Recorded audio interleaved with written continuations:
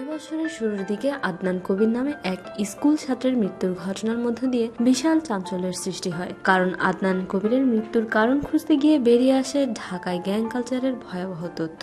আদনানের হত্যাকারীদের পাশাপাশি রাজধানী উত্তরা সহ আরো কয়েকটি অভিজাত এলাকার উঠতি বয়সী ছেলেদের কার্যকলাপ প্রশ্নবিদ্ধ করে গোটা সামু।